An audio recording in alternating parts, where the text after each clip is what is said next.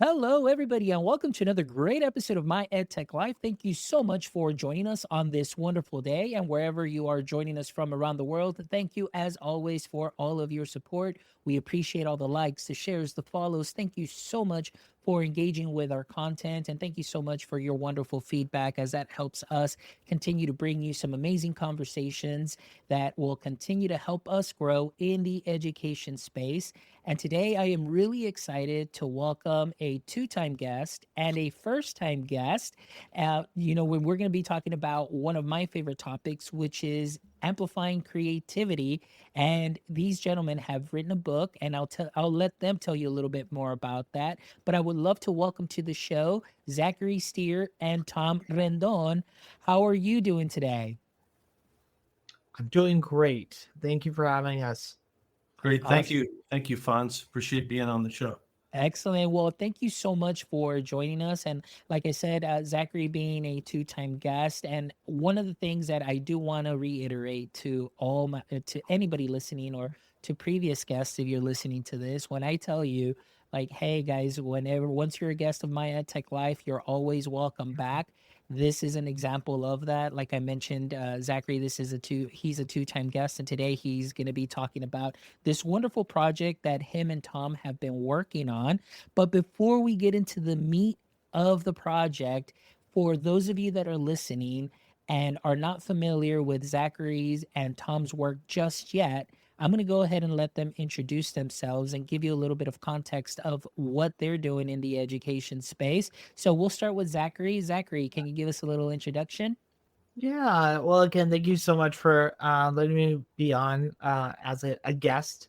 And my background has been for well over a decade in public libraries, and that's the space that I am really excited and continue to be excited in bringing forth how we look at learning and creativity within informal learning spaces such as public libraries. So it's that's part of what I do. Obviously, I'm an author and I do teach some courses at the University of Illinois in the School of Library and Information Science. Excellent. Well, thank you, Zachary. And Tom, now to you, our first time guest. Give us a little brief introduction and what your context is within the education space. Great. Thank you, Fonz, and thanks for the invitation to be here. I'm an author and a consultant, and I've written a number of articles, resources, and now this is actually my second book. My first book was called Saving Play. So it was all about the importance of play in early childhood education. And that's really been the focus of a lot of my writing and work has been around early childhood education, particularly at the level of early childhood systems, governance, collaboration efforts, socio-emotional development, young children, that kind of thing. I'm also a consultant with two Head Start National technical assistance centers, the National Center for Health, Behavioral Health and Safety, and also the National Center for Parent, Family, and Community Engagement. So that kind of keeps me also involved in things, but in that role, serving as a consultant. Excellent. Well, definitely you On lots both. of subjects. Sorry. Yeah, I was going to say both of you definitely keep very busy. And I know, Tom, I just met you recently, and Zachary, we were just having a conversation. And like I said, I really love the work that you all put out. And I'm really excited to talk about this. And especially you, Tom, right now that you hit on a couple of things there as far as the creativity and the play, in young children. So the title of the book is called Creativity in Young Children, which really goes straightforward and to the point. So I want to talk and I want to get started here with a couple of questions. So now you call this, what would be something like a journey in curiosity and about creativity. So I want to start with you, Tom. What was the initial spark about this topic in curiosity, creative play in young children and the collaboration? How did that come about?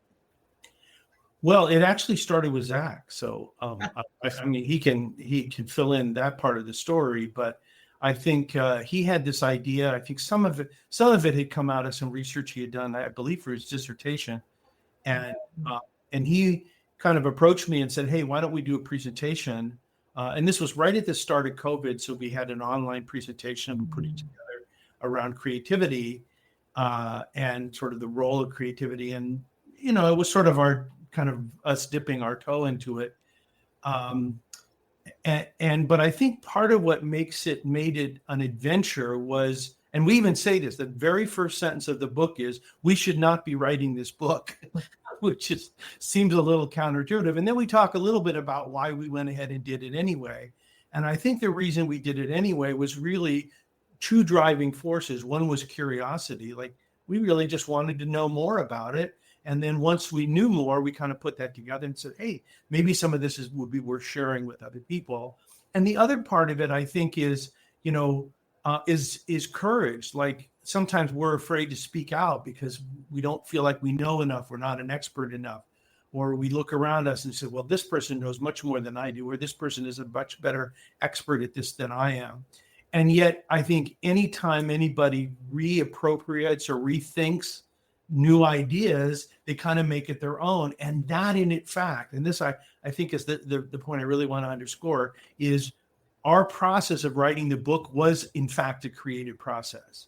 And in writing the book, we learned that much more about creativity, and then also put that into it. And that sort of snowballing effect is something we discovered throughout all of our research as we looked into creativity.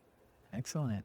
Zachary, how about yourself? Can you fill in some of those gaps there, like Tom said, that, as far as seeing this project come to fruition and obviously your own curiosity in the topic of creativity? Yeah. And I don't know if Tom remembers this or not, but pre-COVID, he took me to a baseball game.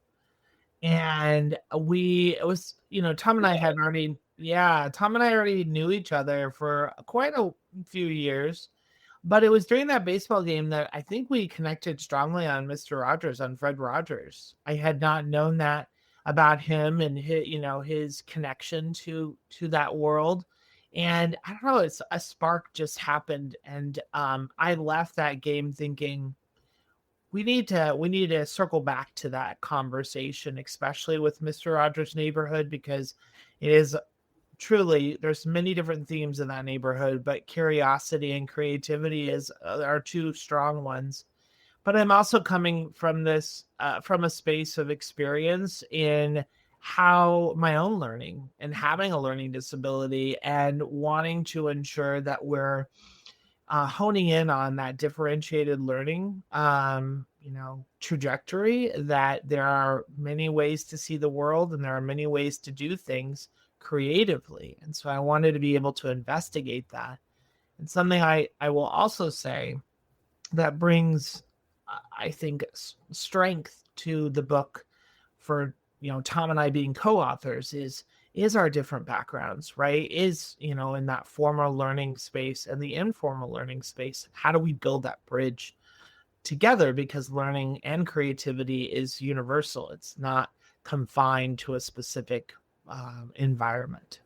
I love it. Well, this is great because it kind of gives me a little bit of insight as far as your perspectives and how both of you kind of came into this project, and kind of also at the same time, not only digging more into the topic and learning more about it, but through your own individual perspectives, also bringing that and your voice together. And I know Zachary and I, prior to recording, we are talking about that storytelling process and how we learn and how we share, the knowledge and the learning that we do. And I think that the way that I'm seeing you two connect here, your worlds, and bringing this together to create this book is really exciting. And I'm definitely looking forward to reading the book for sure. But I did get to see a little preview of the book. Thank you, Zachary, for sending me that link. But one thing that really caught my attention in that book too, as well as we kind of get into the core concepts here, is in the book you state that creativity is so critical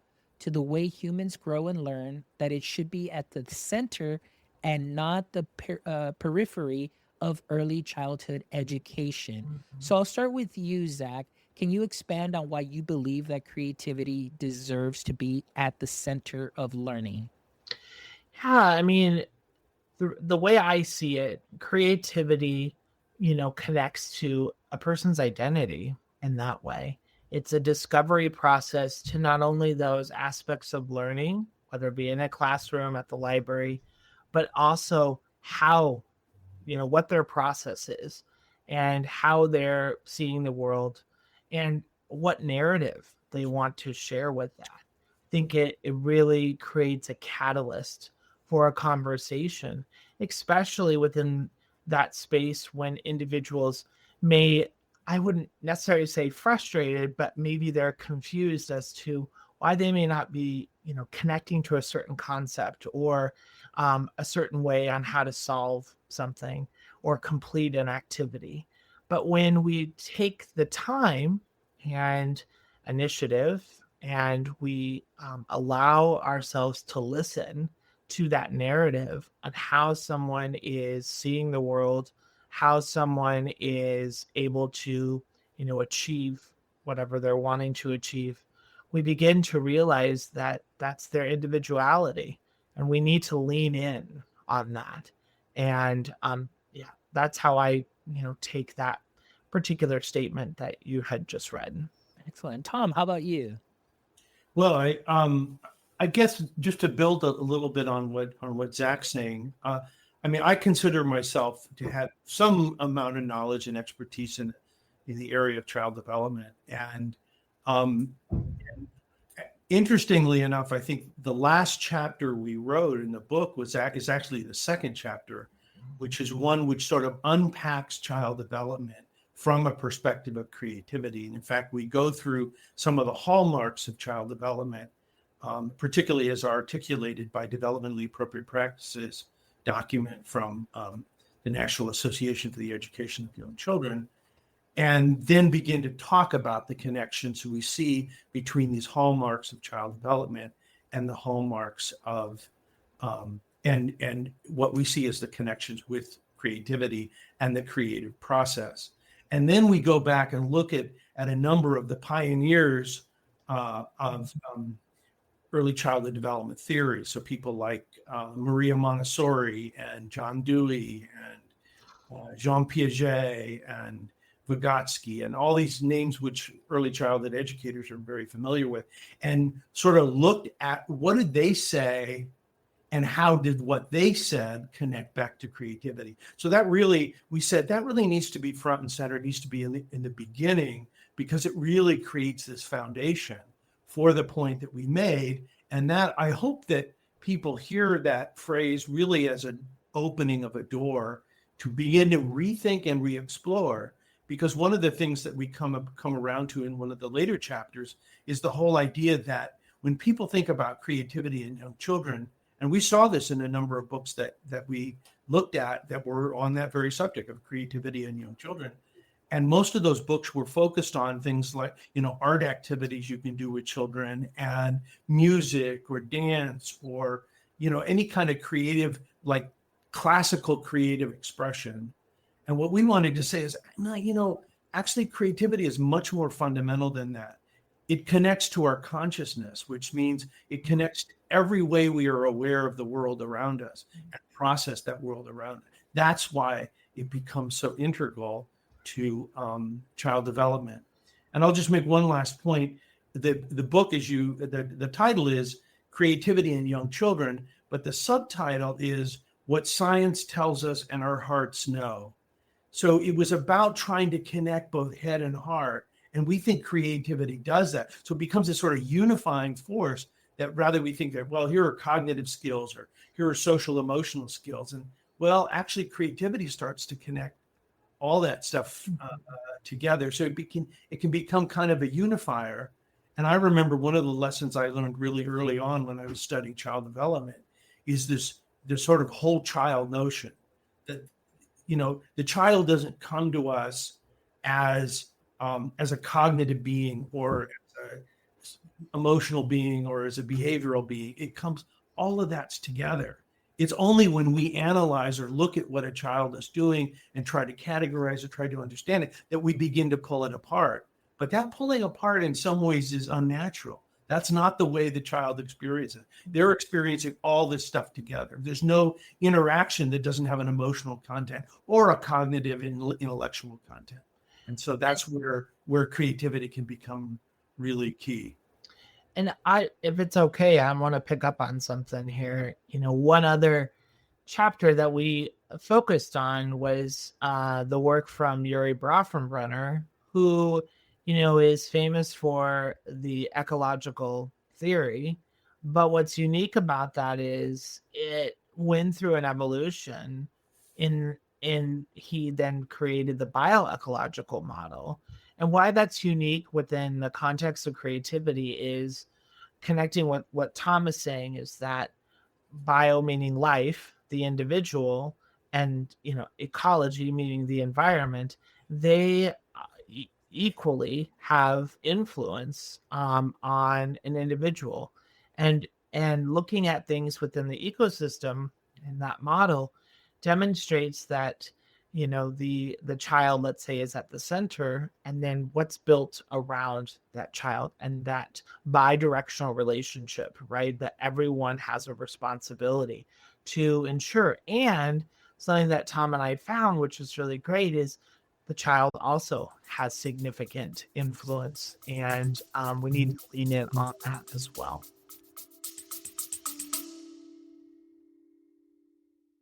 Howdy, y'all. It's Farmer Fobbs from Book Creator. Now listen up, partner. If you're wrangling lesson plans and trying to keep your students engaged, I got just the tool for you. Now remember, every student and teacher deserves a yeehaw moment, and Book Creator can give you just that. Book Creator makes it easy to get your students creating, collaborating, and sharing their ideas all in one place. Book Creator turns any classroom into a digital frontier, whether it's interactive notebooks, portfolios, or good old storytelling. Now, did I tell you it plays nice with all the other favorite apps? Egg Smash It, I mean App Smash It with Adobe, Google, and much more to take creativity to greener pastures. So saddle up and give it a try. Use promo code MyEdTechLife for a 3-month special treat.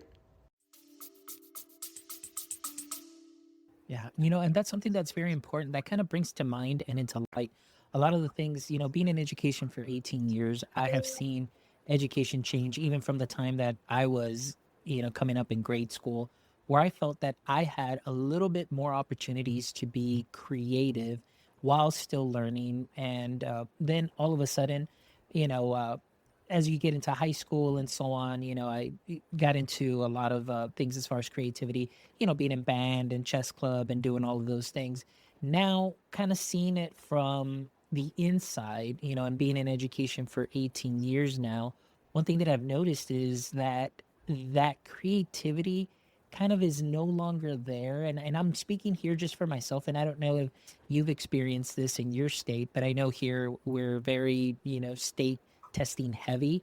And so one thing that I do notice is that from about third grade to about ninth grade, actually, because that's when they stop taking their state tests, it just seems like there isn't a whole lot of opportunity that is given to a lot of students to really express their creativity, because it seems like everything is just curriculum, go, go, go, state testing practice, go, go, go. And we're losing a lot of those creative components and allowing students to be able to express themselves or even express their learning in a different way, or even discourse in classrooms. So I think myself too, I kind of fall in line with what you're saying, is being able to allow that creativity in the classroom can allow me as a teacher to know my students more and to play to their strengths and allow them to learn in a way that is still very creative, touches on their personal, I guess, modalities of the way that they like to express their learning. But as long as I get to see that there is content mastery, I'm completely okay with it, because that's the way that I would run my classroom. I would tell my students, here's a choice board. And this, I'm talking about maybe 10 years ago when I was last in the classroom. Here's a choice board. However, you love to share your learning with me in a creative way, here are your choices. And if there's something that isn't there that you'd like to share, just let me know and I'll be more than happy to let you do it that way. And it was just amazing how the students were so engaged. Even my absenteeism in my class was really low, because nobody wanted to miss class, because you allow for that creativity to be amplified. And I think that's something that is very, very important, that play, that discovery, that curiosity, which I was telling Zachary, growing up as English being my second language, I would sit there watching shows like Pinwheel, Mr. Rogers, Square One. I was watching Sesame Street, and reading Rainbow, and a lot of those shows really inspired my creativity when I was little, and just being very curious about things. And I think that's something that's very important. Well, I want to ask you now, the way that you broke up this book, there is a specific section that I want to talk about, which is the 7 big ideas about creativity, which is part 2 of the book. So I know you've organized your research into these big ideas, and I'll start with you, Zachary. Could you share which of these ideas was most surprised you as you were doing your research for the book? And if you don't mind, before you answer that, I just for our audience members, because they may not have the book in hand yet, which we'll definitely Yeah, link this one right here. here, yeah, in that book, but we'll definitely link it in the show notes so everybody can get their copy. But your big ideas, number 1 is creativity as a life force. Number 2, the neuroscience of creativity. Number 3, creativity and neurodiversity. Number 4, creativity as curriculum. Number 5, creativity in formal and informal settings. Number 6, creativity and diversity, equity, and inclusion. And number 7, creativity and trauma. So, Zachary, as you wrote this book and doing the research here, which of these 7 big ideas just really just wowed you, or you kind of went in deep and found it just found something enlightening within it? I knew you were going to ask a question that's going to be tricky, and I say tricky in a good way because there's several chapters that I truly enjoyed investing in. I'm gonna say this for today, where I'm at with this. It would have to be the last one for me, and that is creativity and trauma. Um, and the reason is I've invested some of my work as a children's librarian. Social work in libraries has become very prevalent in understanding, all of the challenges that individuals face, especially with their lived experiences and, let's say being unhoused or food insecurity and, some of transportation needs and the like. But diving into creativity and trauma and knowing that, based on those lived experiences and those challenges, that there is an impact there. I don't necessarily know if the word is stifle, but when individuals are faced with circumstances that, can leave lasting impacts and effects, for me, investing in that chapter was to really dive into not only the neuroscience of that, right, to see in that physiological piece, but again, I just go back to, the psychological lens and how that, can shift an individual's understanding of themselves, the belief in themselves, and that, trauma can have lasting effects, not only, based on some of those challenging areas of equity, but also, in their learning and development. And there was a lot of crossover in that chapter. And I was happy that we put that in the last chapter, because I was able to see a lot of connections, and that one of the strongest connections is what Tom alluded to, which is, head and heart as well. So that would be mine as of today, would be my one of the strongest chapters that I enjoyed investing in. Excellent. Thank you for sharing. Tom, how about yourself? Well, I'm like Zach. I'm going to say it's a little bit unfair question. It's like which of these is your favorite child? Yeah. As a parent. But I'm going to pick. But you also added the descriptor of which one surprised me the most, and I think the one that surprised me the most was the very first one, which is creativity as a life force, and I was actually in the process of writing the book. We interviewed about 6 different known experts in the subject of creativity, and we interviewed them, and I was actually kind of intrigued by this idea of the life force, and so I ran it by one of them, and he goes, "Oh, that's a bunch of nonsense," he said, and so I said, "Oh, okay." And I said, well, we'll have to be really careful with that one. But then the more I dug into it, the more I found that it actually explained a lot. And And the other thing that I find, again, just kind of going back to this wider theme of writing the book was a creative. We took a creative approach to write a book about creativity, which is like, how else do you do it? But like so much in creativity, it was an accident that we really stumbled across this idea of the life force. I was doing some research into Piaget, and beginning to try to figure out, like, well, what did he say about creativity? And because I was making the connection between creativity as the way in which we construct meaning in information and knowledge. Well, that's very much akin to constructivist theory, which of course Piaget was sort of that was very solidly in his contribution to the child development field. And so I was doing some research on it and discovered that actually Piaget's first area of study was biology. So he was a scientist, a biological scientist studying life forms. And one of his one of the books he really found quite influential was a book called Creative Evolution by Henri Bergson, who was a French philosopher around the 20th century. And this book was highly influential at the time. And in there, he posits this idea, Henri Bergson does, of what he calls, and I really like the French here, it's élan vital. So vital élan, and actually élan is an English word if you look it up, and it sort of means panache or flair. So I just sort of enjoyed thinking about all because I really love words and I love the connotations that come out of words. And so this idea of the élan vital and this vital energy force that connects directly with life itself.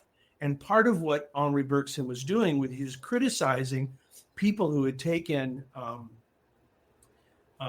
Darwin's idea of evolution and saying this is a mechanistic process, right? It just happens. Natural selection is a mechanistic process. And he goes, I don't think it works that way. Like it doesn't seem as mechanistic as you'd think it was. So he was actually trying to levy a critique in it. And while he doesn't go so far as to say, well, there must be some kind of divine creator behind all this, he kind of suggests that as a possible way to explain what's happening. But he breaks down exactly what happens during that evolutionary change. And what he says that makes it possible is this life force that's in us. And so then we really, in that chapter, really unpack that idea. And of course, he saw it as the key to what evolution really is about, which is creativity. It's about the emergence of new life through change. And as Zach was pointing out with our introduction of Yuri Bronfenbrenner, with the environment. The environment, in fact, plays a really, really critical role in all of that. And so part of what we talk about in the book then is what happens when if we think that children being creative is children's life force exhibiting itself. How does that change the way then that we might support children's learning or add to children's learning or be better teachers? And I think it really comes down to a lot of the things you were mentioning before about how we might need to reintroduce that, and some of the rote learning processes could get broken open by really thinking about this life force. That's why we thought it was so fundamental, because we then could allude to it in all the other big ideas. And so that's one of the reasons we need it first.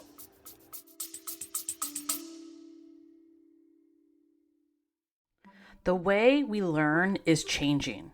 Are you ready to transform education?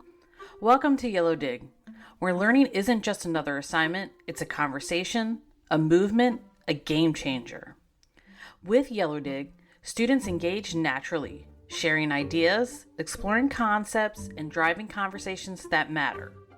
No forced post, no busy work, just real learning. Educators, you'll see the difference. Higher engagement, deeper understanding, and a thriving community of learners who want to participate. From higher ed to workforce training, Yellow Dig fuels curiosity, collaboration, and connection inside and outside of the classroom. The future of learning is here. Are you in? Yellow Dig, connecting minds and igniting possibilities. Excellent. And that was great, Tom, that you mentioned that, because that was actually my next question, but you've already answered it, which is great, talking about life force. But I want to give Zachary a chance. Zachary, is there anything that you'd love to add to that? Because that was definitely one of my big particular ideas that I was intrigued by as creativity as a life force. What was your experience through that research, and what surprised you about, your research in that chapter?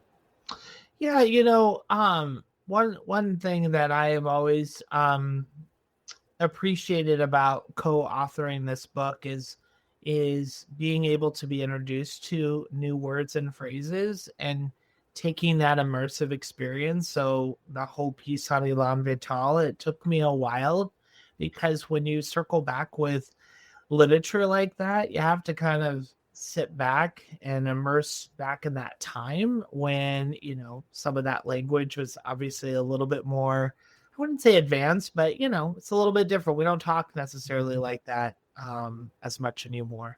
But for me, why I believe that that chapter needed to be first is it just, again, circles back to the individual, and that they have a driving force within them, and helping them to kind of discover that. And that's why I thought the foundational theorists that we included in that chapter were the right choices. And, there are others, obviously, but those definitely were catalysts in this area of learning, and really connecting that, and really helping to evolve the next chapters and figuring out how do we sort of connect each one to that life force. So that was really my journey, is to really, again, see that connection between all of them as we continue to evolve our book. Nice.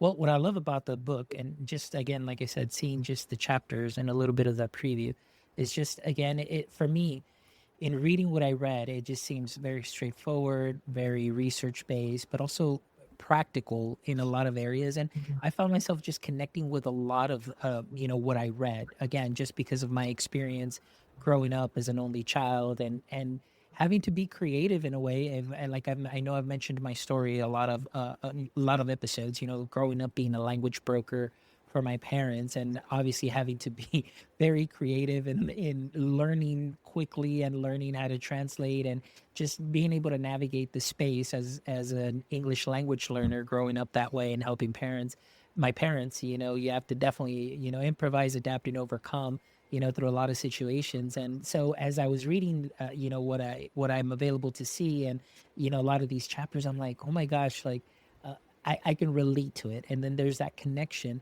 which kind of brings me to my next question, as far as the connection between creativity and both cognitive and socio-emotional learning.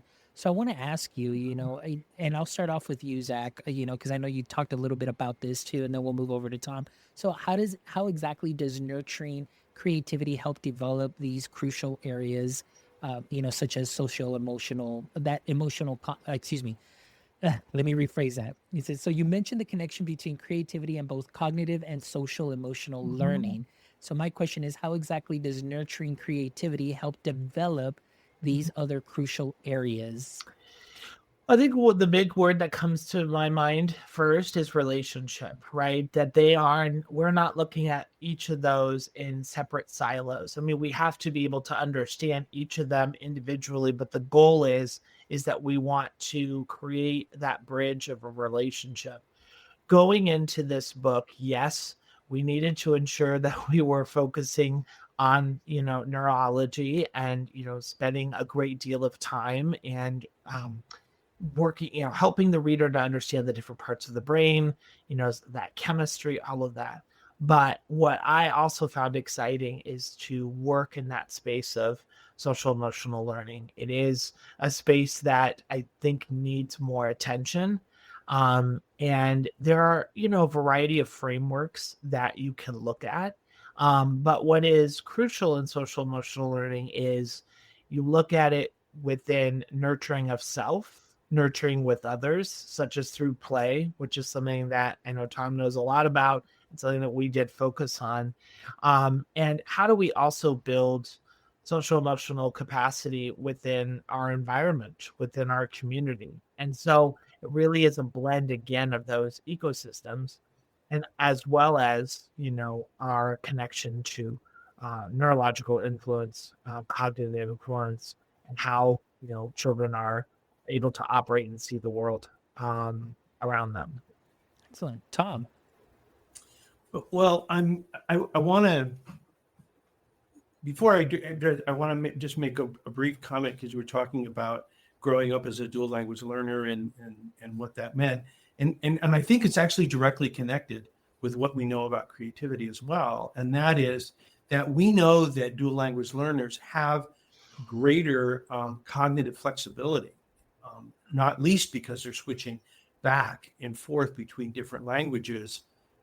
And it is what we discovered was, rather than there being, like, I think we sometimes have this idea in brain science that people live in, like, oh, if I'm going to do something, well, certain part of my brain's going to light up, and if I do something else, so like I have a language part of my brain and I have a memory part of my brain, and it's not that that's not true, but what they're finding is more important than the location of these things. It's the interconnectivity between them. So it's the flexibility. And they've actually done studies that show that people that have not to get too nerdy on you, but you have two sides of the hemisphere, right, of the brain. And in the middle is something called the corpus callosum. And the corpus callosum is really just a massive net of different nerve connections between the right and left hemisphere of the brain. And what they have found is that the smaller that is in terms of literal closeness, the more creative people are likely to be, because interaction and connectivity is apparently easier, faster, more fluid, more flexible. So I think that actually dual language learners ought to have a natural tendency. I'm not saying, I don't want to stereotype anyone in particular, because these are really, really broad, vague generalizations. But the fact remains that flexible minds actually encourage that kind of creativity. And when you were talking about your own background as a dual language learner, it made me think about its direct connection actually to creativity. Getting back to the question that you were asking, which was, how do we see creativity supporting cognitive development and supporting social emotional development? I think some of the same things that I just said can really relate that. And that is that cognitive development is really about the development of new ideas, the development, or as I was talking about before under sort of constructivist theory, the development, the construction of meaning and the construction of new knowledge. So the idea is that when I teach a child something, that child may receive what I said, but what ends up when you say, so what did you learn about ABC? Because I just taught that to you. It's not going to come back exactly the way you said it. It's going to be changed. And they're going to hear some parts more than other parts. They're going to emphasize some things more than others. So it's like, well, how can I give somebody something and then they give it back to me and it looks different? How does that happen? Well, that's because I was constructing it. I was creating knowledge from the information that you gave me. And if that's really the way we learn, which is we shouldn't just pay attention, as we often do as teachers. We pay attention to what's the content that I'm conveying to children. But it's what's the content coming out of children. And this, of course, I always remember, you're going to more of my my word, love of word nerdiness coming out. But the word education comes from the verb educe, which we don't use very often. But to educe something is to draw it out. So education is not about what we put into children. It's about what we draw out of children. And so, and what we discovered is that there is no learning unless it's recreated and I'm generating it. So you were talking before about what I would consider multiple means of expression. Like maybe there are many ways. Like I can have a lesson on, the geography of Mexico, let's say. Well, I could write an essay about that. I could do a PowerPoint presentation. I could draw a map. I could make a video. I could, there are many ways I could express that. And in doing so, I'm actually really highlighting the creative and the constructing nature of my own learning. Well, how can I not be learning better and learning more when I do that? So that's the connection to cognitive. And I think the connection to socio-emotional that I find actually really, really important. And if I could just give an example from our current, what's currently going on now, is I think a lot of the failure in our politics is a failure of imagination. We can't conceive of how certain things fit together. And I'll just give you one quick example that I've been thinking about a lot. But if you follow the news as carefully as I do, there was a recent vote in Chuck Schumer, who's the minority head of the Senate. He voted with the Republicans to pass this. And anyway, there were a lot of Democrats who were really angry with him for going along with the Republicans because they're not happy with all the stuff that the Republicans are apparently supporting Trump, and people don't like that. I don't want to turn your show into a partisan thing, but I'm just saying, I'm just describing what's happening. I'm not saying anything more than that. Well, when they were asking Chuck Schumer, like, well, why did you do that? His response was, well, because within the context of lawmaking, we think we're giving them more control and we want to still retain control of it. But then when somebody asked Bernie Sanders as an example of somebody sort of outside of that frame, it's like, well, why would you be opposed to what Chuck Schumer is saying? And he said, because real power comes from the bottom up, it comes from the people. And that's where we're really going to get change. Well, regardless of whether the merits of those two different points of view, what struck me about Chuck Schumer's response was he did not have the imagination to think about where does power really come from. From his mind, I mean, if you're a minority leader of the Senate, you think your power comes from being the minority leader of the Senate. But if you take a wider view, say, where does power really come from? Well, maybe power comes from the bottom up, from people getting together and organized people. So a lot of our solutions to different political problems, we think we have an answer. But I think the question we need to be asking is, what are we not thinking about?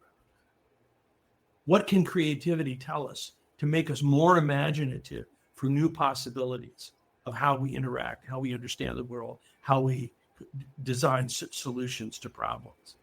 So, Love that. That's great. And right now I'm still with not only that example, but just the word, educe, and the way that you said it's drawing out the learning. And what we continually see, at least now, in my experience now in education, is the students are consuming the learning, but they really aren't creating or being creators of that learning. So that really struck a chord with me that really resonates really loud, and I think that's going to be a great soundbite for sure that I definitely want to put out. But and of course, going into the cognitive side of things, it's just so important making those connections like you mentioned, and being very imaginative in the way that you're learning, and even in the way that you present learning. And I think you also hit on a couple of things throughout the episode too, talking about a little bit of that imposter syndrome, maybe many times thinking, well, maybe that person knows more than me. Like, for example, I would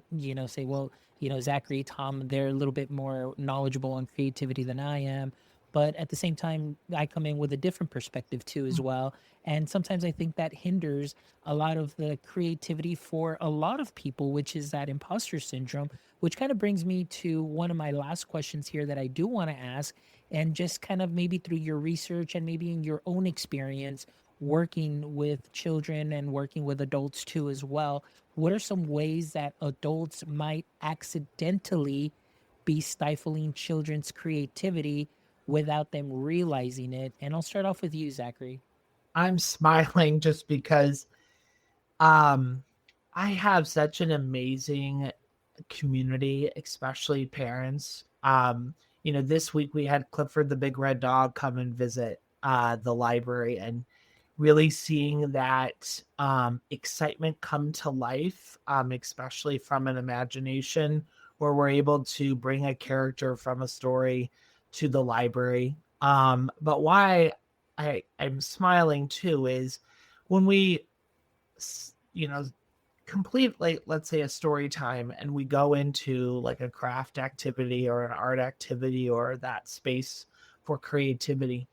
It's an interesting time for me as a librarian, as a researcher, to observe that interaction, because I'm always curious as to when, what window of time occurs to where, as an adult, we want to take over and we want to control the creative experience. And I say that with all the love in my heart. I'm not saying anybody's at fault here, but there are times. I'll give you a prime example. I don't know why I decided one time to teach kids about camels. I don't know how that all came about, but we did a creative activity after the program where kids could, kind of piece together a camel, so sort of a creative craft, if you will. And I observed this child putting the head where the feet should be and the feet where the head should be. And I was just having a good old time allowing that child to really experience that creativity, and being mindful that eventually we want to learn about, the top down, about how our bodies are put together. And that is important. But it was interesting to see the parent come immediately and say, we got to start over now. And I watched them, take it apart. And because they ripped a little bit of it and they threw that part in the garbage. And again, I want to be very clear, like, nobody's at fault. I never want to tell a parent how to parent, but we need to give grace and space for children to be spontaneous and go through that process and enjoy it as well, and limit our control at times. I mean, and that's something that we learned, in the process of our research, and especially with our application by going to different sites and stuff, is you do set the space up, right? You bring supplies in, or you bring puppets in, or whatever you're wanting them to do, but you're also giving them space to figure out that journey on how they want to enjoy that experience. So that to me is sort of a big lesson, is to let children be creative and to celebrate that, and to really be mindful of how much control you may want to have, because it's very easy for us as adults to want to redirect a child immediately. So Excellent. Thank you, Zachary. How about you, Tom? Well, I really want to just underscore something Zach said about control. I think, well, and thinking about teachers, I think teachers really like control, and they often feel like it's really important because classroom management is a big challenge for teachers. But I would say that the biggest obstacle to supporting children's creativity, or what maybe adults do that prevent creativity or stifle it in some way, is really not listening or paying attention to what children are saying and doing. I think we have to be able to listen to them, because one of the things we think of it as a passive role. Like, I'm not doing it, I'm just listening. But active listening and really paying attention, what you're doing is you're giving that person a gift of time and your own attention. I could be focused on many things, but no, I'm going to be focused on you and what you're saying, and how you're expressing yourself. And what I'm doing when I do that is I'm saying you're valuable. What you say is important. And I think that that's one of the best things we can do to encourage creativity in children is to um, get them to value for themselves their own creative expressions and their own way of being creative. The other part of the control is I kind of want to ask why do we feel control is so necessary?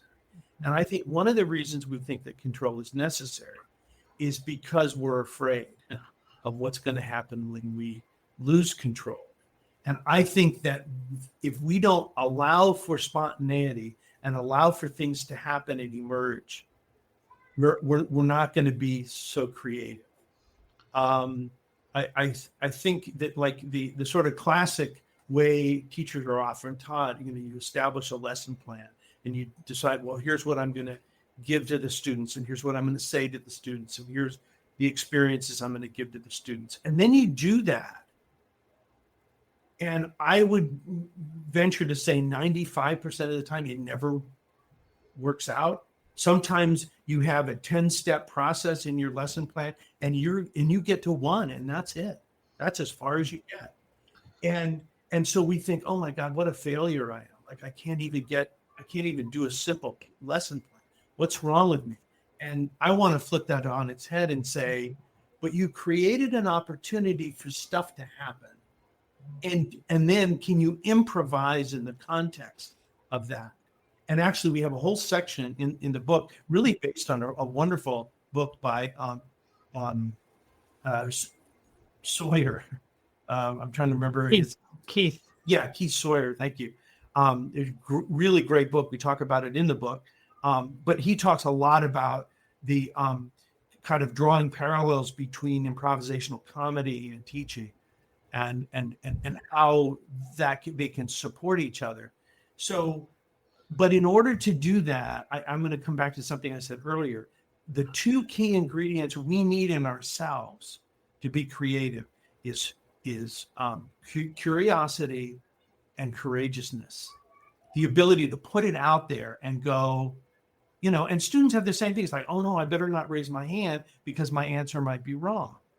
Well, if we can't do everything we can to eliminate that, whatever penalty there is associated with giving the wrong answer, because you are creating something. Even creating something wrong will lead to creating something better, And so I just want to highlight those two pieces of courage and curiosity as sort of antidotes to that need to control. And if I could finish on that question, something that I also was excited that we put in the book is daydreaming is a good thing, and to celebrate daydreaming, because I don't think I daydream a lot, and I don't think I think we underscore that value of daydreaming, because as Tom said, we want to be able to give them that space and to be courageous and knowing that dreaming like that allows for new creative avenues and opportunities. Oh, I love that. One thing I also wanted to add, though, if you don't mind, and is for me, one of the biggest things in the classroom that really helped me out was not only my own personal curiosity with the subject matter. And again, maybe for me, it was very different, or maybe because I was hardwired that way, I guess, growing up. But for me, coming in from private sector into education, and so really not knowing or learning, I guess, how to teach, um, really sparked my curiosity in my subject matter. But also, one of the things that I found was very useful was even just being vulnerable with your students and understanding that, hey, it's okay to not know everything. I may not have the answer right now or yet, but I can get that for you, and allowing them to also feel comfortable in the classroom to say, like, hey, although the answer might not be correct, but let's dissect what you did answer and how that does tie to getting you to the right answer. And I Let's think pay that's really attention to the creation you made. And Absolutely. I think one thing that I also want to highlight, and sort of where I came from in my own experience with the disability, is helping children to eventually become their own creative advocate, right? How do we teach these skills to advocate for your creativity? And one way that happened to me was geometry. Somebody asked me to memorize all these proofs, and I'm like, this isn't working for me. But if you let me walk around this table, we'll get where we need to go. But because that individual, and I'm not going to call them out, did not lean in on that, did not support that, I failed geometry. And what it did in 11th grade is to really show value in making sure you're advocating for yourself. But we need to do that as early as possible. And advocacy really starts with us as adults, as Tom said, making sure that we're courageous enough to give them the space to do that. Fonz, do you mind if I add just one more? Sure, go ahead. Yeah, because and actually this is in the final chapter of the book.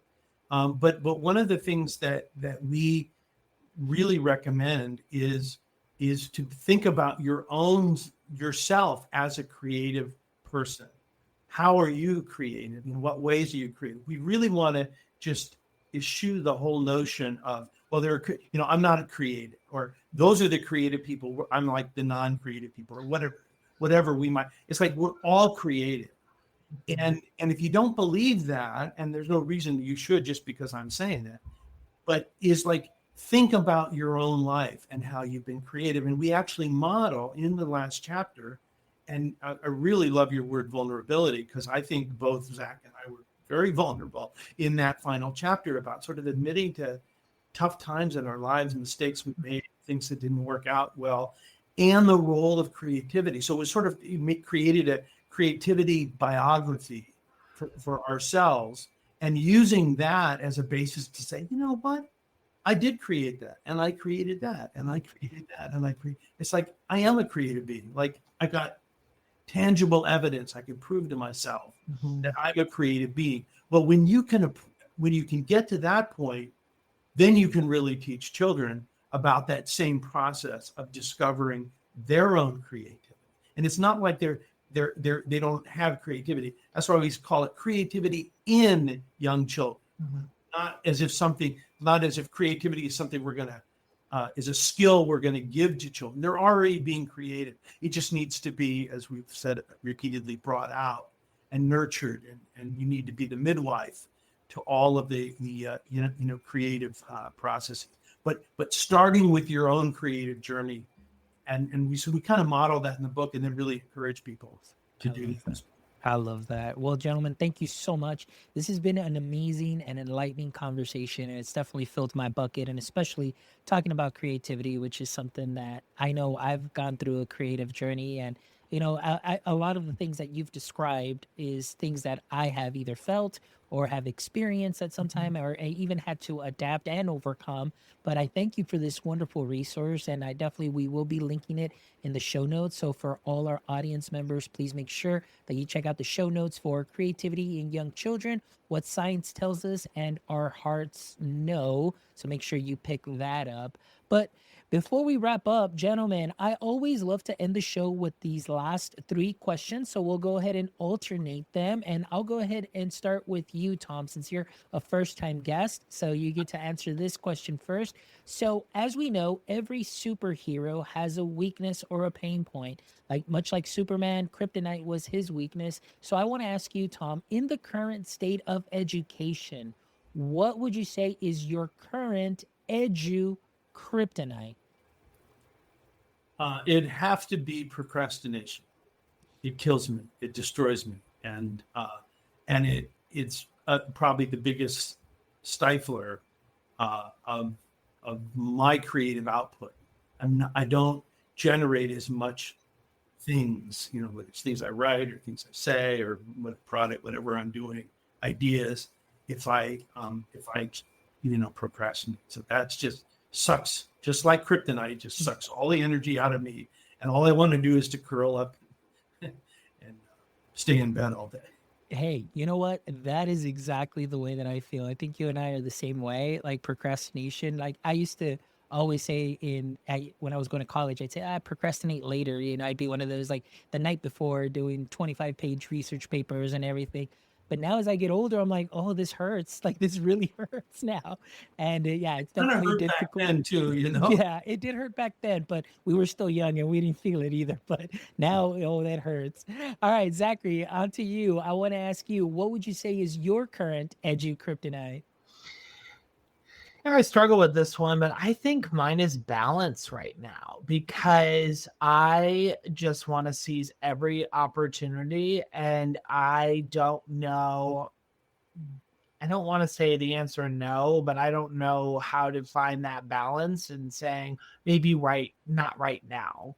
And so then I just get really tired and I too want to go to bed, but trying to find that balance is my kryptonite right now.